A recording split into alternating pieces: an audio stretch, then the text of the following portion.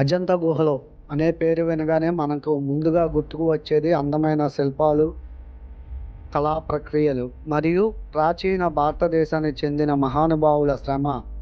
మహారాష్ట్రలోని అవస్థితమైన ఈ అజంతా గుహలు ప్రపంచ ప్రఖ్యాతిని సంపాదించుకున్నాయి. కానీ ఈ అద్భుతమైన గుహల నిర్మాణం వెనుక ఉన్న అసలు రహస్యం ఏమిటి? ఎవరు నిర్మించారు? ఎందుకు నిర్మించారు? ఈ ప్రశ్నలకు సమాధానం తెలుసుకోవడం చాలా ఆసక్తికరంగా ఉంటుంది.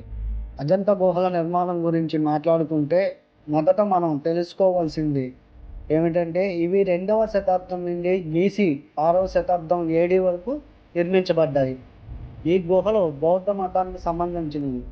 అంటే బౌద్ధ ధ్యాన గుహలు, విహారాలు అనగా మతాలయం, చైత్య గృహాలు అనగా పూజా మందిరాలు లాగా ఉపయోగించబడ్డాయి. బౌద్ధ మతం అభివృద్ధి చెందుతున్న కాలంలో రాజులు, సాధువులు, వ్యాపారులు తమ కీర్తిని నిలుపుకునేందుకు, తమ భక్తిని ప్రకటించేందుకు ఈ గుహలను నిర్మించారు.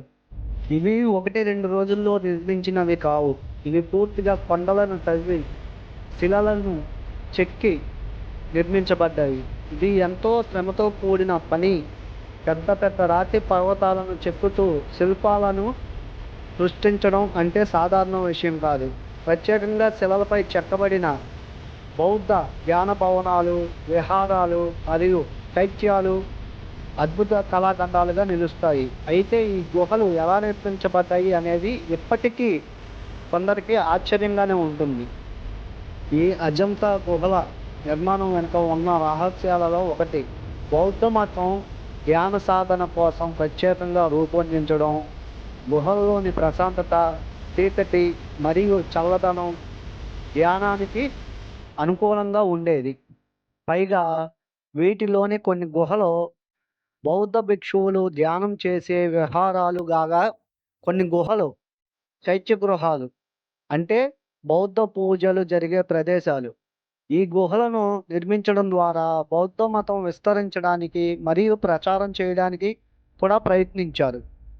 అజంతా గుహలు కేవలం గుహలుగా మాత్రమే కాకుండా గొప్ప కళా సంపదను కూడా కలిగి ఉన్నాయి. గుహల గోడలపై చెక్కబడిన శిల్పాలు మరియు చిత్రలేఖనాలు ప్రపంచ ప్రసిద్ధి పొందాయి. ముఖ్యంగా బౌద్ధ మత సంబంధిత కథలను, జీవిత కథలను చూపించే పుస్తకాల రూపకల్పన మరియు పెయింటింగ్స్ అనేవి అద్భుతంగా ఉంటాయి. బౌద్ధ మతానికి సంబంధించిన జాతక కథలు కూడా ఈ గోడలపై చిత్ర రూపంలో కనిపిస్తాయి. ఈ చిత్రలేఖనాలు ఇంతవరకు ఉన్న కళా ప్రదర్శనల్లోనే గొప్పవని చెప్పుకో. అజంతా గుహల నిర్మాణంలో రాజుల పాత్ర కూడా చాలా ముఖ్యమైనది. ప్రధానంగా శాతవాహనులు మరియు వాకాటకులు వంటి రాజవంశాలు ఈ గుహల నిర్మాణానికి చాలా మద్దతునిచ్చాయి. వీరి సంరక్షణలోనే ఈ అజంతా గుహలు అద్భుత కళాకృతులుగా అవతరించాయి. శాతవాహనులు బౌద్ధ మతం అభివృద్ధికి ఎంతో ప్రాముఖ్యతనిచ్చి ధార్మిక కార్యాలను ప్రోత్సహించారు. వారి కాలంలోనే ఈ గుహల నిర్మాణం ప్రారంభమైందని చరిత్ర చెబుతుంది. ఇతిహాసకారులు మరియు శాస్త్రవేత్తలు ఈ గుహల నిర్మాణాన్ని గురించి చాలా పరిశోధనలు చేశారు. కొందరు పరిశోధకులు భావిస్తున్నట్లుగా ఈ గుహలు కేవలం బౌద్ధ మతపరమైనవి మాత్రమే కాకుండా కొంతమందికి ధ్యాన సాధనలో కూడా ఉపయోగపడే పరిశోధనా కేంద్రాలుగా ఉపయోగపడి ఉండవచ్చని శాస్త్రవేత్తలు కొత్తగా పరిశీలనకు తీసుకువచ్చారు. ఆధునిక కాలంలో అజంతా గుహలు ప్రపంచ వారసత్వ ప్రదేశంగా గుర్తింపు పొందాయి. వాటి కళా ప్రాముఖ్యతను మరియు చరిత్రను కాపాడేందుకు చాలా ప్రాజెక్టులు చేపట్టబడ్డాయి. కానీ కాలక్రమేణా గుహలలోని పెయింటింగ్స్ కొంత మేరకు పాడైపోయాయి.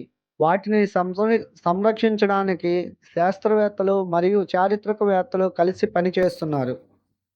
ఇవి శిలలను చెక్కి నిర్మించడమే కాకుండా వాటిలోని పెయింటింగ్స్ చేయడం కూడా పెద్ద విషయం. నేడు ఆధునిక సాంకేతికత కూడా అర్థం చేసుకోలేని విధంగా ఆ చిత్రాలు నిర్మించబడ్డాయి. పచ్చని రంగు, నీలం, తెలుపు వంటి రంగులు కూడా అందులో ఉపయోగించడం ఎంతో విచిత్రం.